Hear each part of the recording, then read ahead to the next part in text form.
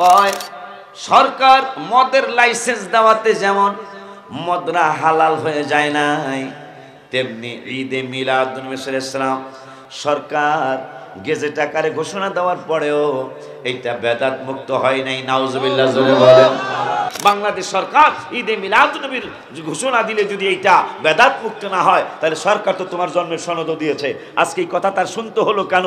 ওই যে কোরআনের আয়াত প্রমাণ করতেছে, নবীর বিরুদ্ধে বললেই বোঝা যাবে তার 10টা দোষ আছে। আমার যুক্তি যদি ফালাইতে পারেন ফালাই দেন। বাংলাদেশ সরকার ঈদে মিলাদুন নবীর সার্টিফিকেট দেওয়াতে মানে এটা কোরআন হাদিস, তাও কারা? ইসলামী ফাউন্ডেশনের বাংলাদেশের সেরা সেরা আলেম, তারা ধর্ম মন্ত্রণালয়ের অধীনে মিলাদুন নবী সাল্লাল্লাহু আলাইহি ওয়াসাল্লামের বোর্ড বসে কোরআন হাদিস ইজমা কিয়াস রিসার্চ করে ধর্মমন্ত্রীর নেতৃত্বে মা হাসিনার নির্দেশে, প্রেসিডেন্টের নির্দেশে কোরআন হাদিস রিসার্চ করে ঈদে মিলাদুন নবী সাল্লাল্লাহু আলাইহি ওয়াসাল্লাম গেজেট আকারে পাস করেছে। সুবহানাল্লাহ। এইটা হুজুরের ভালো লাগে না? তা ভালো যেহেতু লাগে না, তাহলে জন্মের সনদ তো তোমার কোরআনে দেয় নাই।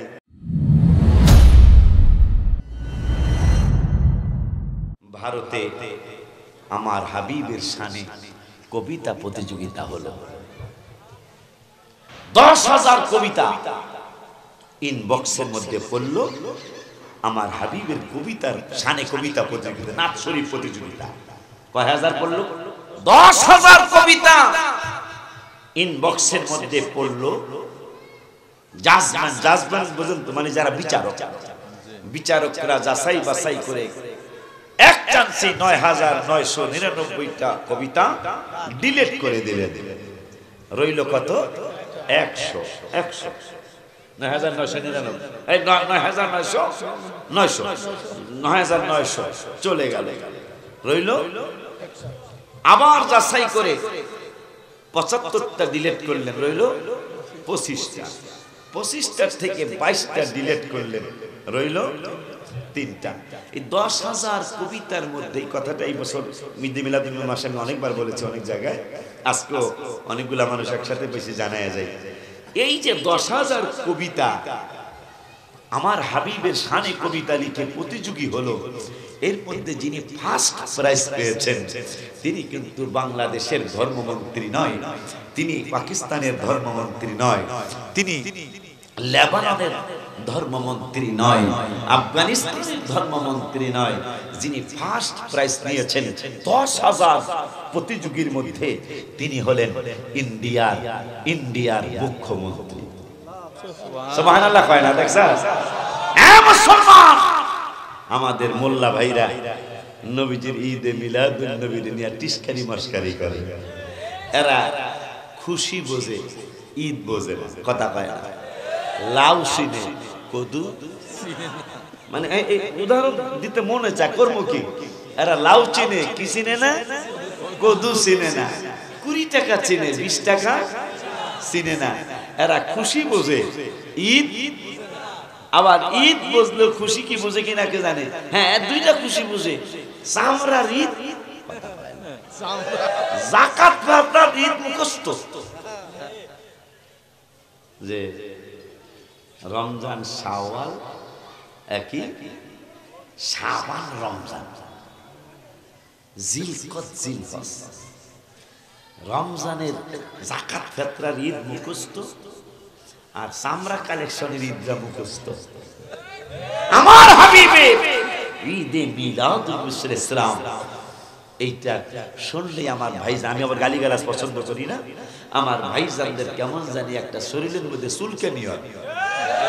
আমি এই গজলের কিতাবে পাবেন, আজকে মনে হয় বেশি নাই গজলের কিতাব, এটার মধ্যে আমি লিখেছি গত বছরের আগের বছর দুঃখে লিখছি যে মহরম মিলাদুন নবীর মাস আসিলে ইমানদার আর মুনাফিকদের পরিচয় মিলে।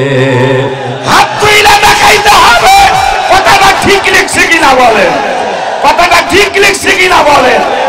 এই দুইটা মাস আসলে কোন বেড়াই ইমানদার, কোন বেড়াই মুনাফিক, এইটা কারো জিগান লাগে না, এমনি বোঝা যায়। কথা কন। এই বছর ঈদে মিলাদুন নবী আসার পরে বাংলাদেশের প্রথম সরকারি গেজেট আকারে এই বছর ঈদে মিলাদুন নবী সাল্লাল্লাহু হলো। আয় হায় এক কুলাঙ্গার, গালি দিতে মনে চায় না কিন্তু কথাটা এসে গেল। সে বলল কয় সরকার মদের লাইসেন্স দেওয়াতে যেমন মদরা হালাল হয়ে যায় নাই, তেমনি ঈদে মিলাদুন নবী সাল্লাল্লাহু সরকার গেজেট আকারে ঘোষণা দেওয়ার পরেও এটা বেদাত মুক্ত হয় নাই। নাউজুবিল্লাহ জোরে বলেন।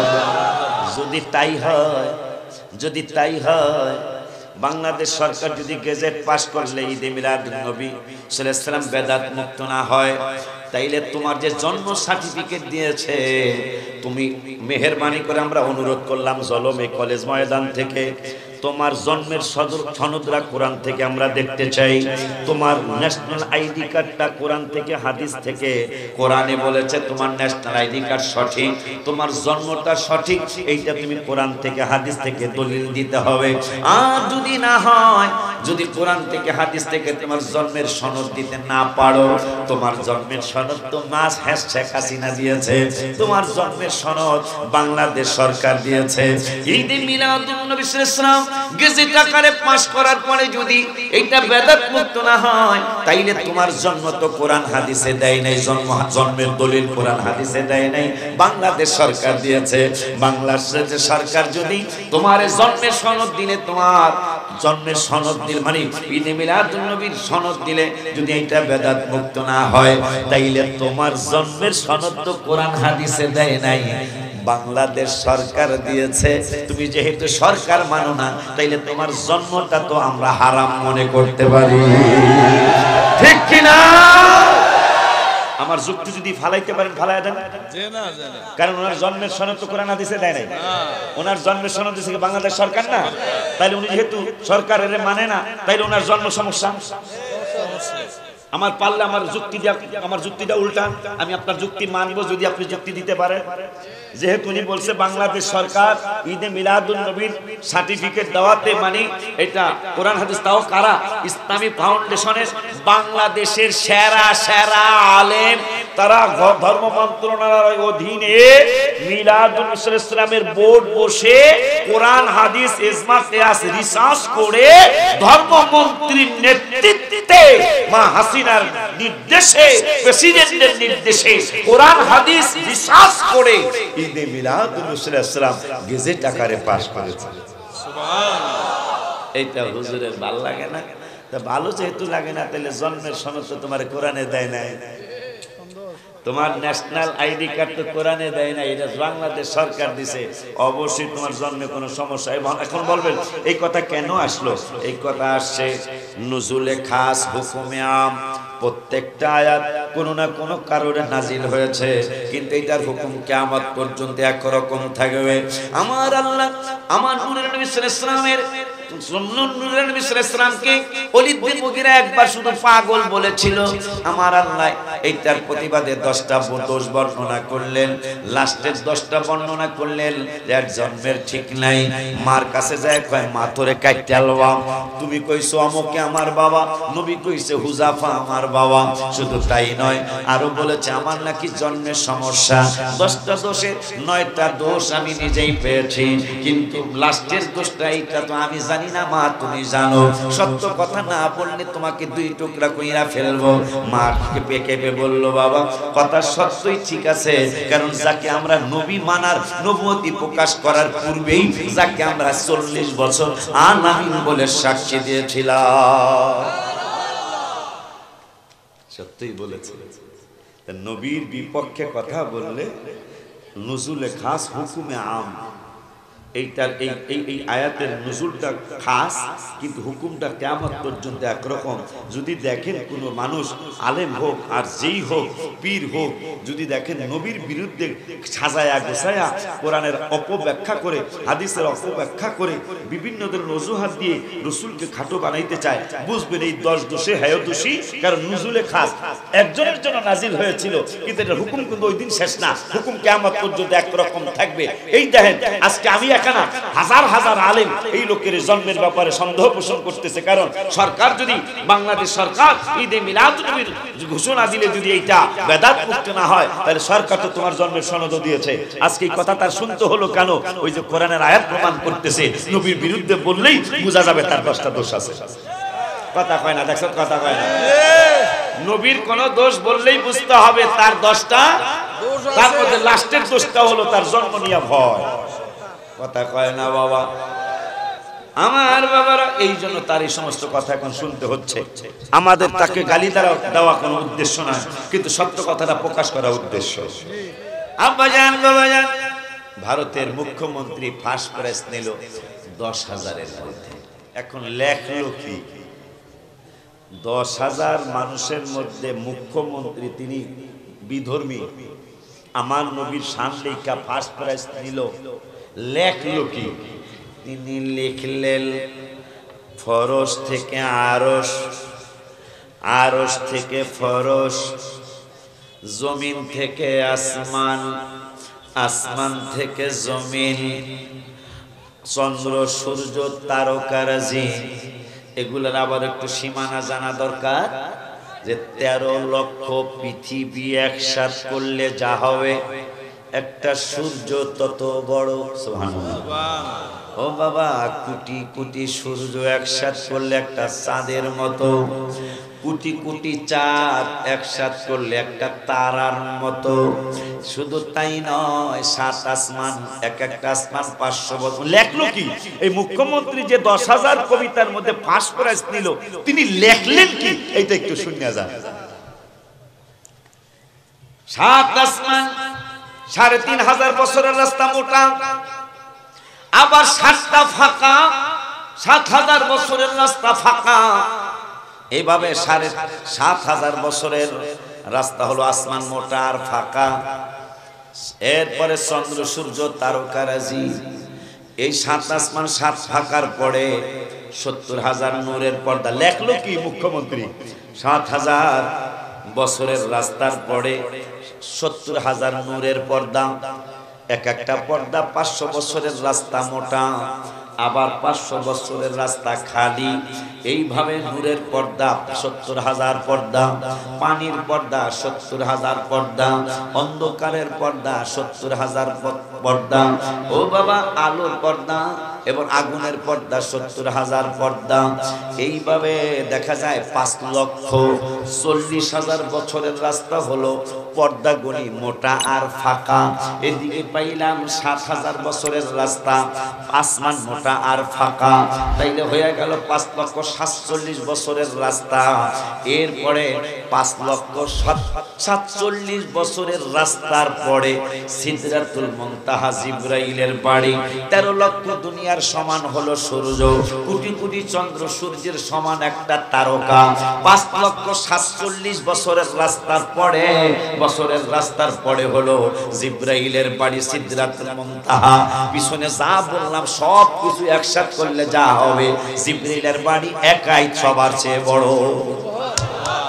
এখন আবার এই চন্দ্র সূর্য তারকা সিদরাতুল মুনতাহা 70,000 পর্দা, এক একটা পর্দা 500 বছরের রাস্তা মোটা। এই সিদরাতুল মুনতাহা সব কিছু, আসমান জমিন সব কিছু মিলে একসাথে হলে যত বড় হবে, আল্লাহর আরশ আরো বড়। সুবহানাল্লাহ বলেন। এরপরে আল্লাহর আরশ সিদরাতুল মুনতাহা আসমান জমিন সব কিছু একসাথে করার পরে যে কুরসিটা আল্লাহ বানাইছেন নিজে বলবেন, ওই কুরসিটা সব কিছু একসাথে করলে যা হবে, তার সে কুরসিটা আরো বড়। সুবহানাল্লাহ।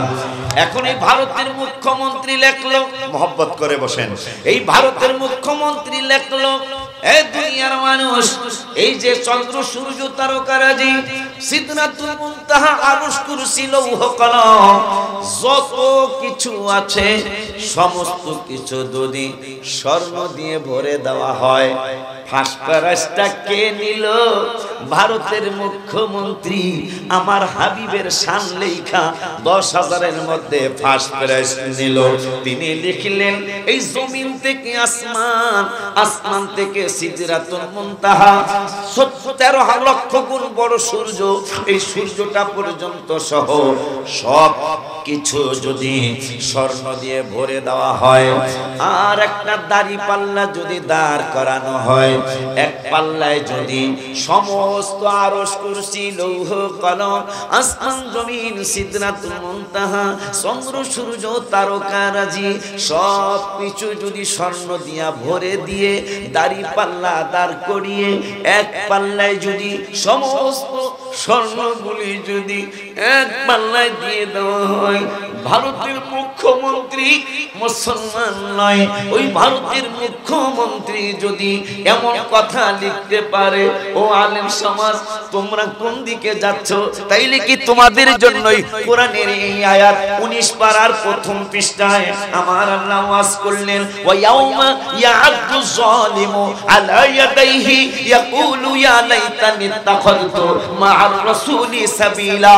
রাসূলের বিদ্বেষী যারা কিয়ামতের দিন নিজের হাত না কোন পর্যন্ত নিজের হাত নিজে খাবে, খাবে আবার হাত হয়ে যাবে, আবার খাবে, এইভাবে তার আযাব চলতে থাকবে।